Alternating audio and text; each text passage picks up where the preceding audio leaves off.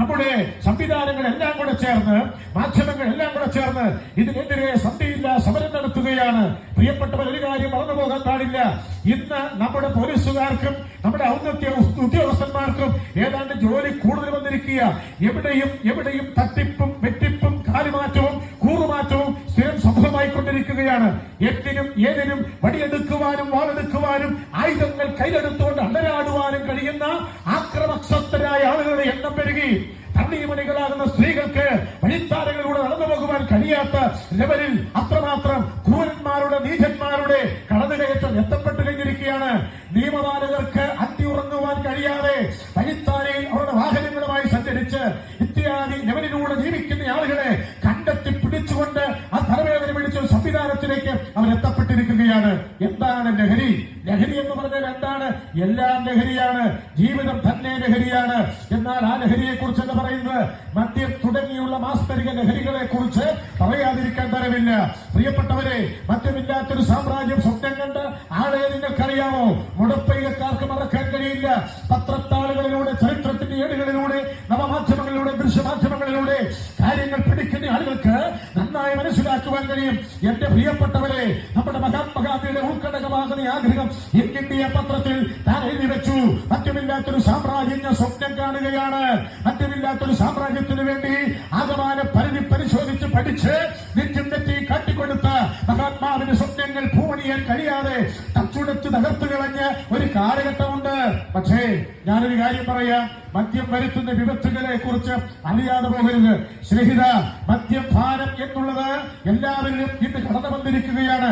ഒരു കാലഘട്ടത്തിൽ ഏതെങ്കിലും പ്രത്യേക സന്ദർഭങ്ങളിൽ മാത്രം പാനം ചെയ്യുവാൻ ആഗ്രഹിച്ചിരിക്കുന്ന മദ്യത്തിന്റെ ആസക്തി ഇന്ന് എല്ലാ തലങ്ങളിലും എത്തപ്പെട്ടിരിക്കുന്നു. പ്രായം അതിനൊരു വിഘ്നമല്ല, പ്രായം അതിനൊരു തടസ്സമല്ല. പ്രായത്തെ പോലും മലർത്തിയടിച്ചുകൊണ്ട് മദ്യത്തിന്റെ ശ്രേണിയിലേക്ക് മനുഷ്യൻ ഉയർത്തപ്പെട്ടു കഴിഞ്ഞു. മദ്യമില്ലാതെ ജീവിക്കാൻ കഴിയാത്ത വല്ലാത്ത ഗതികളിലേക്ക് മനുഷ്യൻ വന്നു. നമ്മുടെ കേരളത്തിൽ മറക്കുവാൻ കഴിയാത്ത ചില ഗ്രാമങ്ങളുണ്ട്. അതൊന്ന് വൈപ്പിൻകരയാണ്. എറണാകുളം ജില്ലയിലെ വൈപ്പിൻകര ഞാൻ പറയാമെന്ന് നിങ്ങൾക്കറിയാം. 70ഓളം ആളുകൾ തൽക്ഷണം ഉലകത്തിൽ നിന്ന് മാറ്റപ്പെട്ട് കടന്നുപോയി. തണ്ണീമണികളാകുന്ന മലയാളി മംഗമാരാകുന്ന സ്ത്രീകൾ ഈറനണിഞ്ഞ കണ്ണുകളോടുകൂടെ ജീവിതം തള്ളി നീക്കിയവരാണ്. പകലത്തിയോളം പാടത്തും പറമ്പിലും പണിയെടുത്ത്, കായലിലും കടലിലും പണിയെടുത്ത്, വിശ്വസ്ഥലങ്ങളിൽ കയറിയിറങ്ങി നാണയത്തൊട്ടുകൾ ഉണ്ടാക്കിയിരിക്കുന്ന പല ആളുകളും ഒരൊറ്റ രാത്രി കൊണ്ട് 70 പേരടങ്ങുന്ന സംഘം വൈപ്പിക്കരയിൽ ഇല്ലായ്മയായി പോയി. അവരുടെ ജീവൻ അപകരിച്ചത് മറ്റൊന്നുമല്ല, വെള്ളപ്പൊക്കമല്ല, മറ്റേതെങ്കിലും സാംക്രമിക രോഗങ്ങളല്ല.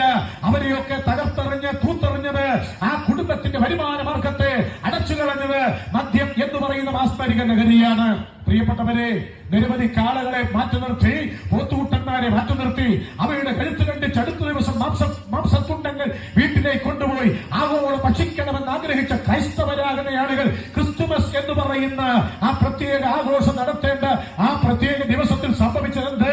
70 പേരടങ്ങുന്ന ആളുകൾ പ്രതിയതയാണ്. ആ കരിമ്പടം നമ്മുടെ കേരളത്തെ മുഴുവനും ആകമാനം മറച്ചു.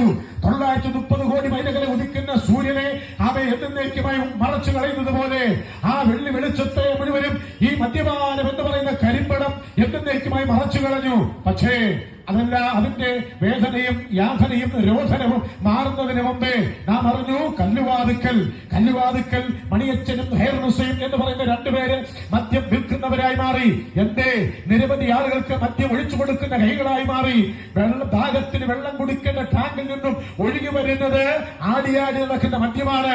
അങ്ങനെ മണിയച്ചൻ ധാരാളം പണമുണ്ടാക്കി, ഹെയർനിസ് ധാരാളം പണമുണ്ടാക്കി. പക്ഷെ പത്രത്താളുകൾ മറക്കാൻ കഴിയില്ല, അവരെ പിടിച്ചു. വീടിന്റെ മുകളിൽ കരുതി വെച്ചിരിക്കുന്ന ടാങ്കുകളിൽ കോടകലക്കിയിട്ട് അങ്ങനെ വന്നവർക്കെല്ലാം കൊടുത്തു. നിരവധി ആളുകൾ അവിടെയും ഈ ആമ്പാറ്റകൾ പോലെ ചത്തു വീണു. പ്രിയപ്പെട്ടവരെ, ഗവൺമെന്റ് അന്നേരം പറഞ്ഞു, ഇനി മദ്യമില്ലാത്തൊരു സ്ഥലമാണ് ഞങ്ങൾ കാണുന്നത്.